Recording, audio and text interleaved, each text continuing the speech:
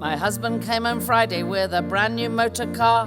He told me I could drive it. I said, Brian, you're a star. We drove down to the boozer for a vodka and a fag. Then, of course, we had to celebrate the purchase with a shag. We go dogging. We go dogging. We're a treat for any passers-by out jogging. We do it because we found that when people crowd around, it is somehow more profound when you're dogging.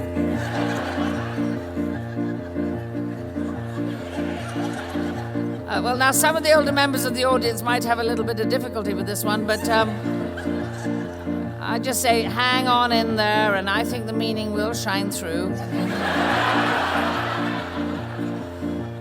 Bill, how are you doing? Anyhow, if you are still a little bit in the dark at the end, just ask a young person or Google. Just don't take your computer for repair immediately afterwards. Well, we drove down to the far end of the car park back of Aida. A threesome was hard at it in a sporty little Mazda. It made it more exciting as they pressed against the glass. And when Brian got his torch out, you could see right up her ass. They were dogging. Believe me, they were more than merely snogging. But though her cheeks were parted, she spoilt it when she farted, and we wanted to get started on our dogging.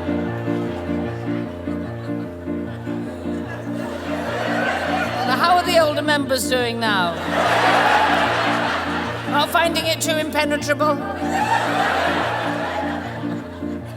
Those of a sensitive disposition, leave now.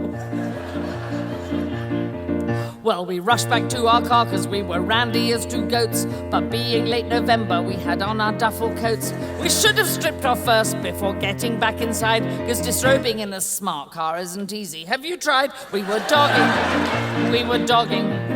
In the struggle, poor old Brian tore his frogging. Our apparel was misguided, because when our heads collided, Brian's manhood then subsided, but that's dogging. Well, I admit this was a setback, but I wasn't beaten yet, cause I'm really very handy with my man's beef bayonet. I quickly had his flagpole up, responding to my touch, and the next thing I was upside down and staring at the clutch. We were dogging. We were dogging. The heat was on to stop the windows fogging.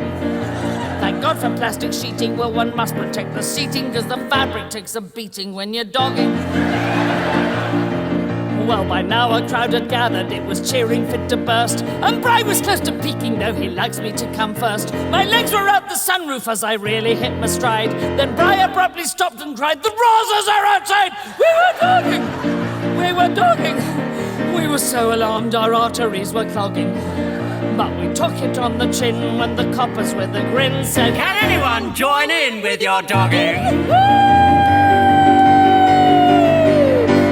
As you can imagine, Brian and I were thrilled to bits. I love to feel a copper's truncheon in between my tits. My ecstasy was mounting, I was feeling so alive, when who should wander by but a bloke from Channel 5. He likes dogging!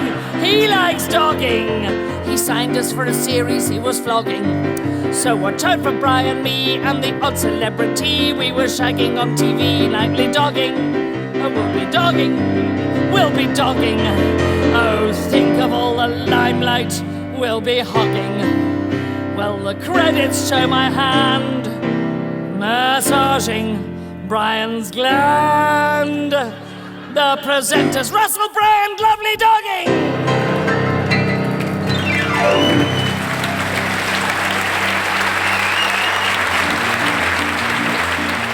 Those of a sensitive disposition, leave now.